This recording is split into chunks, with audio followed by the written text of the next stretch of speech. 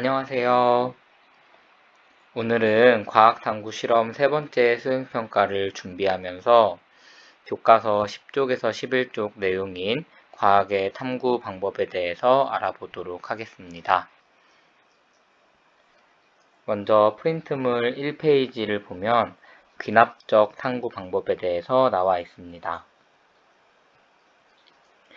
여기서 귀납적 탐구 방법이라는 것은 여러 가지 사실을 종합하고 분석하여 일반적인 원리나 법칙을 도출하는 탐구 방법을 의미합니다. 즉, 여러 가지 사례들을 모아서 하나의 일반적인 원리를 알아내는 탐구 방법이라고 할 수 있습니다. 귀납적 탐구 방법의 탐구 순서는 처음에 관찰할 주제를 선정합니다. 그리고 이 주제를 관찰할 수 있는 관찰 방법을 고안합니다. 그 다음으로는 고안한 방법을 가지고 관찰을 하고요.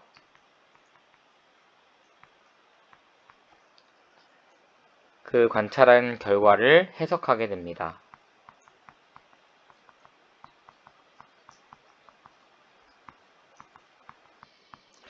해석을 끝나면 결과적인 결론을 도출하게 됩니다.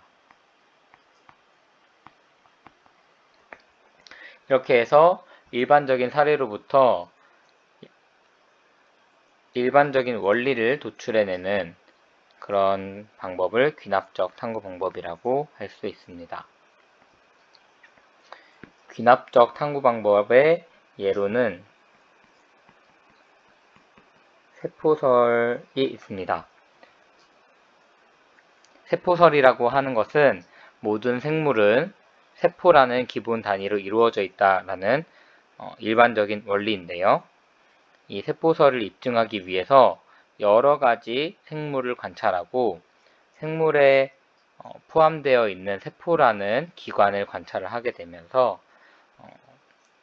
동물에도 세포가 있고 식물에도 세포가 있고 여러 가지 생물에 세포가 있는 현상을 해석을 하여서 모든 생물의 기본 단위는 세포이다 라는 결론을 도출해내기 때문에 세포설은 귀납적 탐구 방법의 예라고 할 수 있겠습니다. 두 번째 탐구 방법은 중요한 내용인데요. 바로 가설 연역적 탐구 방법입니다. 관찰한 현상에서 문제를 인식하고 문제를 해결할 수 있는 가설을 설정하여 이 가설이 맞는지 틀린지를 검증하는 탐구 방법이 되겠습니다. 가설 연역적 탐구 방법의 예로 파스테르의 사례가 나와 있습니다. 파스테르는 한 기업가로부터 포도주의 맛이 쉬어져서 먹을 수 없게 되었는데 포도주의 맛이 변하지 않으면서 오랫동안 보관할 수 있는 방법이 없을까요? 라는 질문을 받은 후에 이에 관한 연구를 시작하였다고 합니다.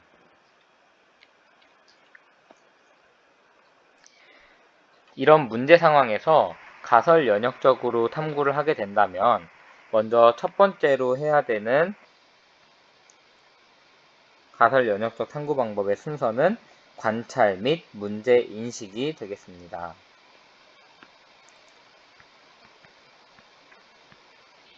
자연현상을 혹은 사물을 관찰하면서 문제를 인식하는 단계를 의미합니다. 관찰된 사실에 대해 왜 그럴까? 라는 의문을 가지는 단계입니다. 위의 문제 상황에서 파스텔은 어떤 관찰을 하였냐면 포도주가 씌어진 현상을 관찰했습니다. 이때 문제를 인식한 것은 왜 포도주가 씌어졌을까에 대한 포도주가 씌어진 원인에 대한 문제를 인식하게 되었습니다. 여기서 끝난 게 아니라 포도주가 씌어진 원인을 알아보기 위해서 새로운 관찰 활동을 수행하기도 합니다. 씌어진 포도주를 현미경으로 관찰을 했더니 포도주를 만들게 되는 효모 외에 특별한 세균 X라는 녀석이 발견되었다고 합니다. 이랬을 때 새로운 문제 인식은 포도주를 오랫동안 보관하려면 어떻게 해야 할까라는 문제를 인식하게 되었습니다. 즉, 효모는 포도주를 만드는데 꼭 필요한 녀석이지만 세균 X라는 녀석은 필요하지 않으니까 이 세균 X를 없애면 포도주를 오래 보관할 수 있지 않을까라는 문제를 인식하게 된 것입니다.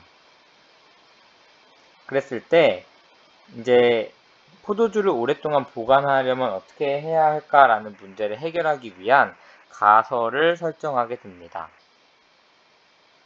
가설이라고 하는 것은 어떤 문제, 우리가 인식하게 된 문제에 대해서 잠정적으로 해답을 내리는 것을 의미합니다.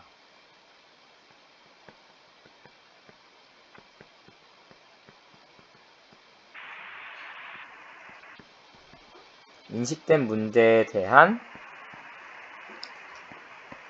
잠정적 해답인 가설을 설정하는 단계입니다. 위에서는 포도주를 오랫동안 보관하려면 어떻게 해야 될까라는 문제에 대해서 세균 X가 없다면 포도주를 오래 보관할 수 있을 것이다 라는 가설을 설정하게 됩니다.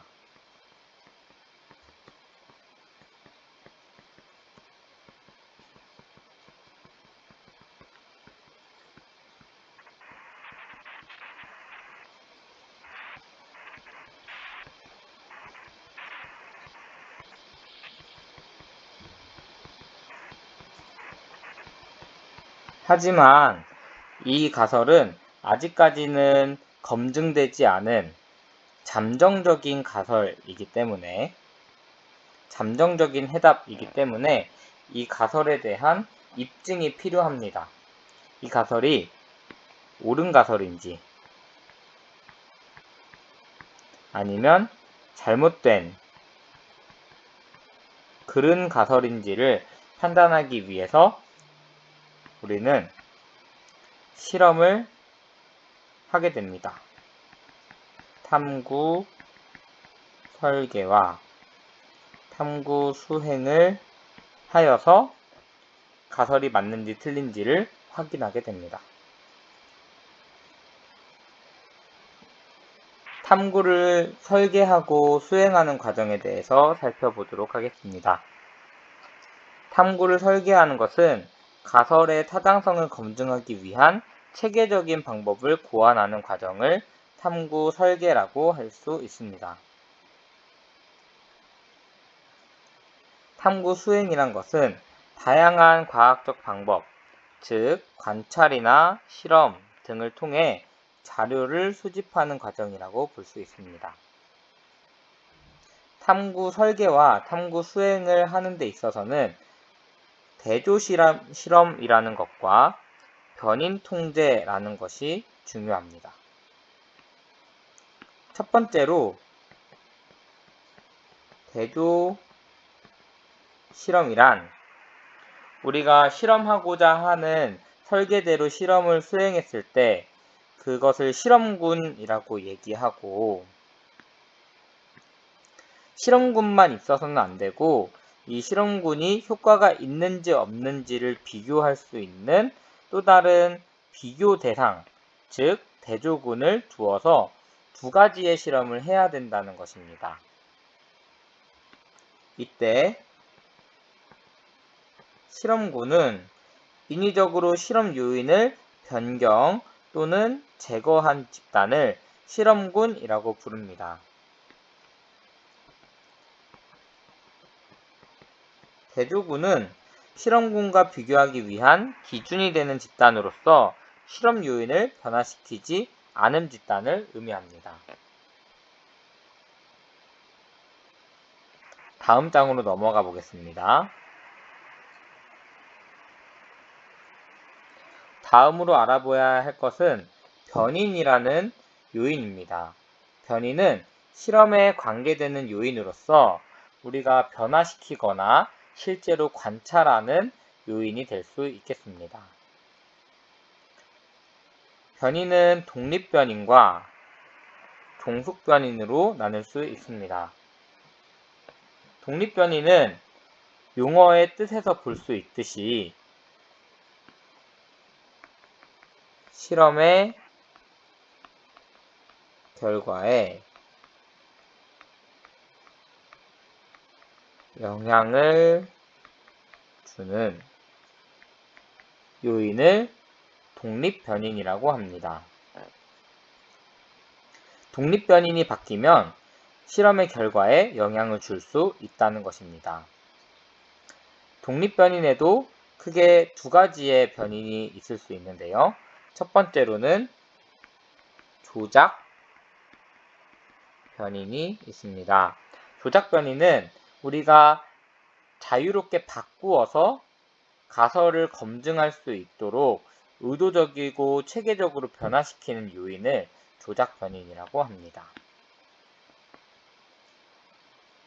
가설 검증을 위해 의도적이고 체계적으로 변화시키는 요인을 조작 변인이라고 합니다.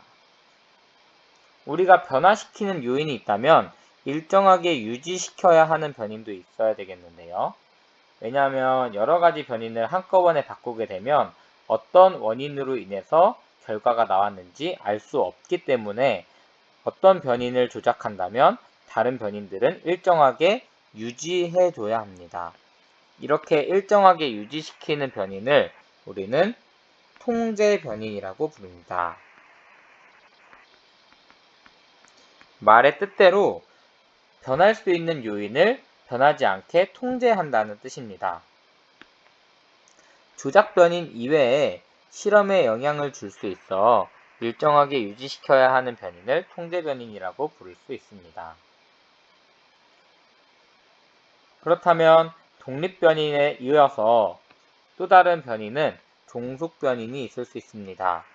종속 변인은 이름에서 볼 수 있듯이 어딘가에 속해 있다. 즉, 어떤 변인이 변하게 되면 그 변인에 따라서 변하게 되는 요인입니다. 즉, 조작 변인이 달라지는 것에 의해서 같이 달라지게 되는 변인이며 이 변인이 바로 우리가 조사하고 싶어 하는 실험 결과에 해당하게 됩니다.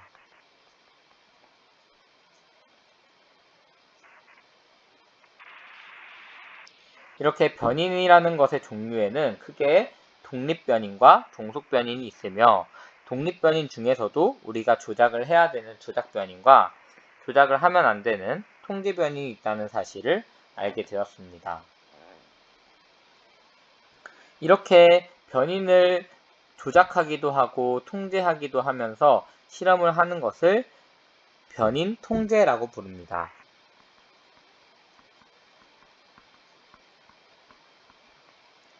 변인 통제라 하는 것은 조작 변인, 즉 우리가 바꾸고자 하는 변인 이외에 다른 변인들, 독립 변인을 통제하는, 즉 일정하게 유지하는 활동을 변인 통제라고 부릅니다. 자, 다시 파스테르의 사례로 돌아와서 변인에 대해서 한번 알아보도록 하겠습니다. 파스테르가 한 실험 설계를 한번 살펴보겠습니다. 아래 네모는 파스테르의 실험 설계 내용입니다. 이 실험 설계에는 조작 변인과 통제 변인, 그리고 종속 변인이 잘 드러나 있는데요. 한번 찾아보도록 하겠습니다. 6개의 삼각 플라스크 A에서 F에다가 신선한 포도주 30ml씩을 넣은 후 A에는 증류수 1ml를, B에서 F에는 세균 X의 희석액 1ml씩을 각각 넣고 입구를 코르크막이로 막았다고 합니다. 삼각 플라스크 A와 B는 30도에서 유지를 했고 C와 F는 각각 45도, 50도, 55도, 60도의 항온 수조, 즉 온도가 변하지 않는 수조에 30분 동안 넣어 두었다고 합니다. 삼각 플라스크 A에서 F를 실온에 보관하면서 각각 2일 간격으로 세균 X의 수와 포도주 맛의 변화 여부를 확인했다고 합니다. 여기에서 조작 변인을 한번 찾아보도록 하겠습니다. 6개의 삼각 플라스크를 준비했는데 첫 번째 A 삼각 플라스크에는 증류수만 넣고 세균을 넣지 않았습니다. 그리고 B에서 F에는 세균 X의 희석액을 넣었습니다.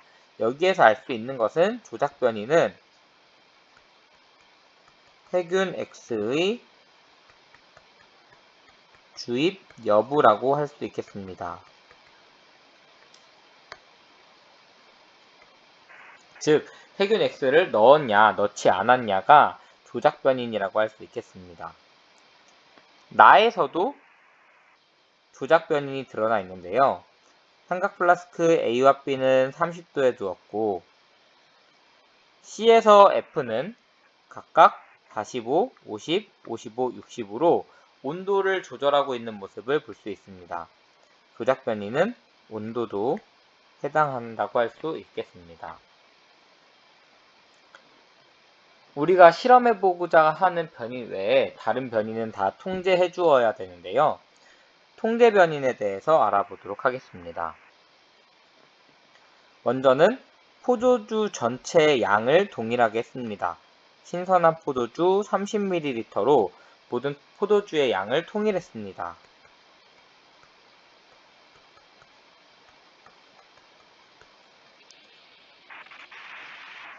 그 다음 포도주의 종류도 통일했습니다.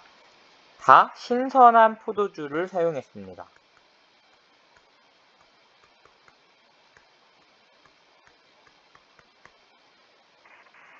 그 다음 온도를 다르게 처리한 시간, 즉 모든 플라스크를 수조에 30분 동안 넣어 두었다고 하여 시간을 통일한 모습을 볼 수 있습니다.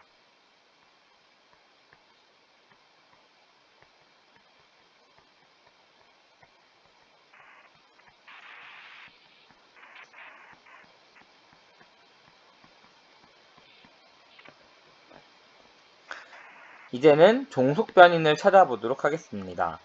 우리가 조작 변인을 변화시켰을 때 이거를 통해서 변화될 것으로 기대되는 종속 변인은 첫 번째로 세균 X의 수입니다.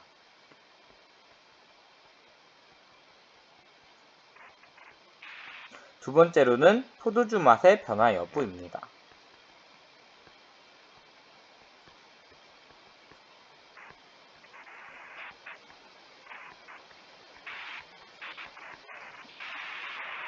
이렇게 조작 변인과 통제 변인, 종속 변인을 알아보았습니다.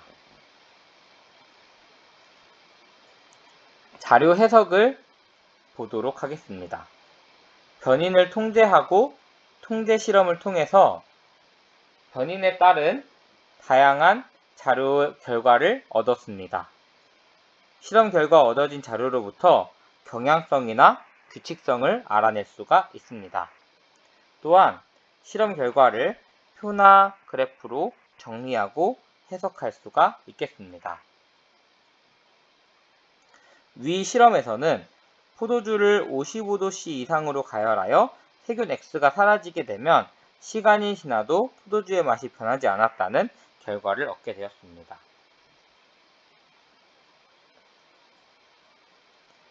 이 결과로부터 결론을 도출하고 일반화를 할 수가 있습니다. 자료를 종합하여 결론을 내리고 가설 수용, 즉 가설이 맞는지 틀린지를 판단하는 과정입니다.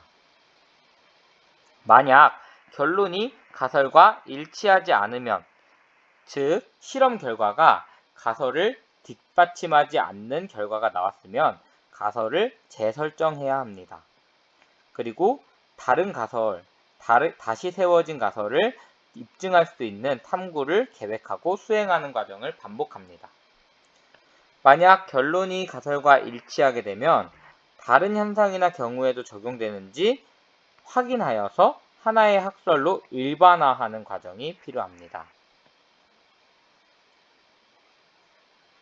다시 파스테르의 사례로 돌아와서 결론을 내려보겠습니다. 세균 X는 초산균이라고 불리우는 세균인데 이 초산균에 의해 포도주의 맛이 시어지는 것을 확인할 수 있었습니다. 따라서 가열을 통해 세균 X를 없앤 후 공기가 들어가지 않도록 밀봉하여 보관하면 포도주의 맛이 변하지 않게 하면서 오래 보관할 수 있다는 결론을 낼 수 있었습니다. 일반화를 하면 우리 주변의 다양한 미생물에 의해 음식물이 상하거나 썩는다는 사실을 알 수가 있고, 가열을 통해서 미생물을 죽이고 잘 보관하면 포도주 이외의 다른 음식물들도 보다 오래 보관할 수 있을 것이라는 일반화를 도출할 수 있습니다.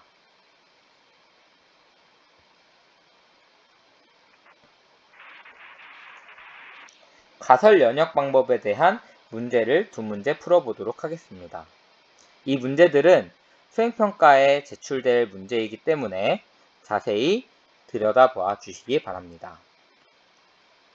첫 번째 문제입니다. 다음은 어떤 과학자의 담배 식물에 대한 탐구 과정이라고 합니다. 실험 내용을 읽어보도록 하겠습니다. 먼저 가입니다. 담배 식물의 잎에는 니코틴이라는 물질이 발견이 되는데 이 과학자가 담배 식물이 살아가는데 니코틴이 어떤 역할을 하는지 궁금하였다고 합니다. 여기에서 현상을 관찰했을 때는 니코틴이라는 물질이 발견되는 그런 관찰 결과가 있었고요. 여기에서 이 과학자가 세운 문제인식은 담배 식물이 살아가는데 니코틴이 어떤 역할을 하는지 궁금하였다는 문제를 인식하였습니다.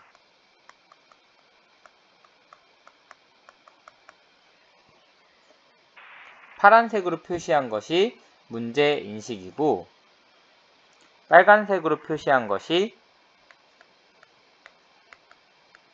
관찰입니다. 나를 읽어보겠습니다. 니코틴은 곤충으로부터 담배 식물을 보호할 것이라고 생각하였다고 합니다.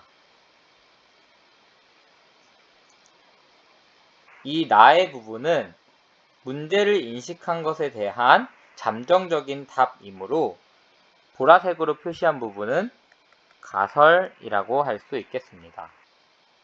그래서 가설을 설정한 것이니까 가설 설정 단계는 나번이라고 할 수 있겠습니다. 답을 읽어보겠습니다. 유전자 조작을 통하여 정상 담배 식물에 비해 니코틴 함량이 95%나 감소한 유전자 변형 담배 식물을 만들었고, 라를 이어서 읽겠습니다. 정상 담배 식물을 심은 화분과 유전자 변형 담배 식물을 심은 화분을 곤충의 접근이 쉬운 곳에 두었다고 합니다. 다와 라는 가설을 입증하기 위한 실험을 설계한 것이므로 다와 라는 탐구 설계 및 수행이라고 할 수 있겠습니다.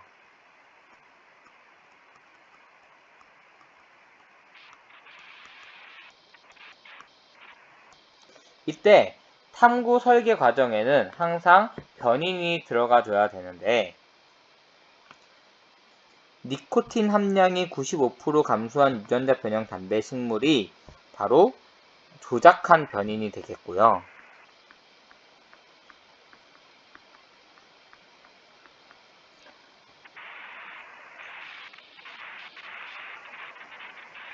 이 조작 변인에 의한 종속 변이는 마 단계에 나타나게 됩니다. 그것은 곤충에 의한 잎의 손상 정도가 종속 변인이 됩니다.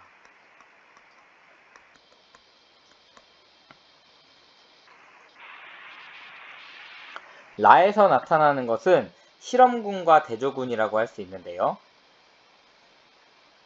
실험 요인을 변경한 집단이 실험군, 그리고 실험 요인을 변화시키지 않은 집단이 대조군이 됩니다.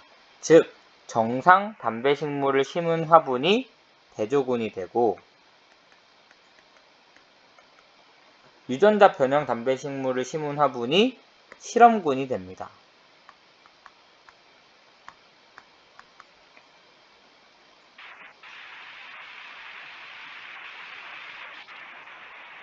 말을 읽어보겠습니다. 곤충에 의한 잎의 손상 정도를 2일 간격으로 조사하여 다음과 같은 결과를 얻었다고 합니다. 이 단계는 자료를 해석하고 있으므로 자료 해석 단계라고 볼 수 있습니다. 그래서 얻어진 자료를 그래프로 표현하는 모습을 볼 수 있습니다. 문제를 풀어보겠습니다. 이에 대한 설명으로 옳은 것만을 보기에서 있는 대로 고르라고 합니다. 기억은 대조군이라고 했는데 유전자 변형 담배식물을 심은 화분은 변인을 변형시킨 실험군이라고 할 수 있으므로 기억은 틀린 보기가 되겠습니다.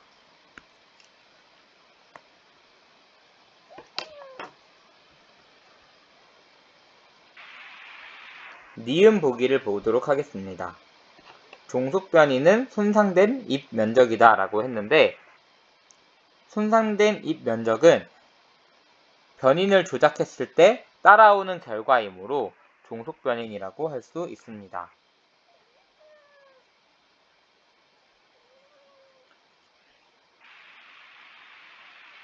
디귿입니다.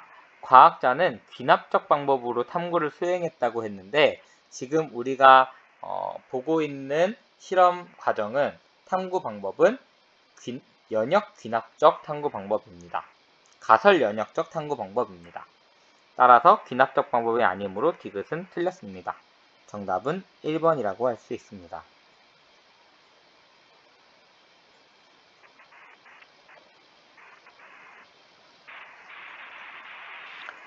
두 번째 문제를 보도록 하겠습니다. 다음은 영희가 낙타의 털이 수분 보존에 미치는 영향을 알아보기 위해 실시한 탐구 과정이라고 합니다. 가를 읽어보겠습니다. 낙타의 털로 인해 땀으로 손실되는 수분의 양이 줄어 낙타 체내의 수분이 보존될 것이라고 생각하였다고 합니다.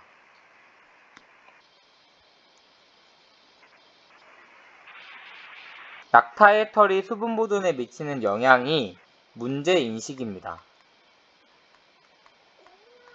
그리고 인식한 문제에 대한 잠정적인 답, 낙타의 털로 인해 땀으로 손실되는 수분의 양이 줄어들어서 낙타 체내의 수분이 보존될 것이라고 생각했던 것이 문제에 대한 잠정적인 답이기 때문에 이 부분이 가설입니다.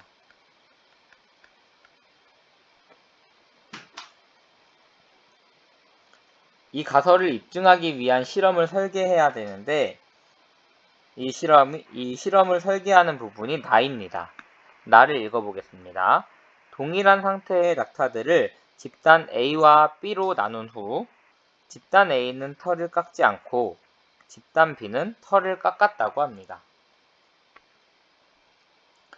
털을 깎는 것이 변인을 조작하는 것이기 때문에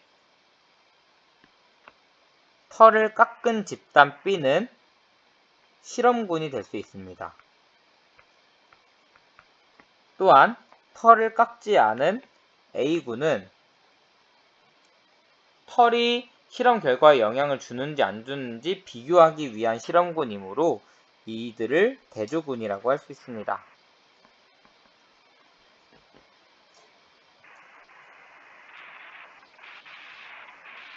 두 집단에 영향을 미치는 변인을 동일하게 통제했다고 했습니다. 이때 통제된 변인들은 통제 변인이라고 할 수 있겠습니다.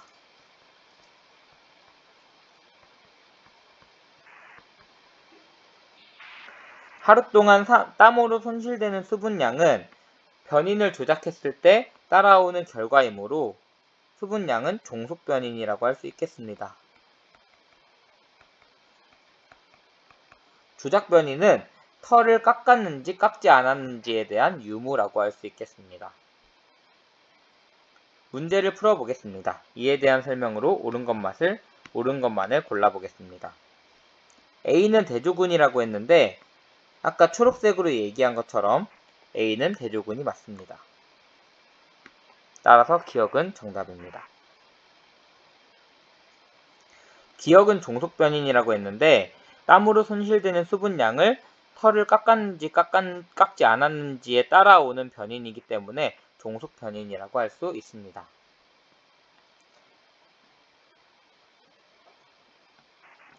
연역적 탐구 방법이라고 했는데 가설을 세우고 그 가설이 맞는지 틀린지 확인하는 것은 가설 연역, 즉 연역적 탐구 방법이기 때문에 맞다고 할 수 있습니다. 정답은 5번이라고 할 수 있겠습니다. 이렇게 과학적 탐구 방법에 대한 내용을 배워보았고 관련된 문제를 해결해 보았습니다. 오늘 배운 내용 중에서 과학탐구 실험 3번째 수행평가 문제가 출제될 예정이니 영상을 잘 숙지하고 수행평가를 준비해 주시기 바랍니다. 수고하셨습니다.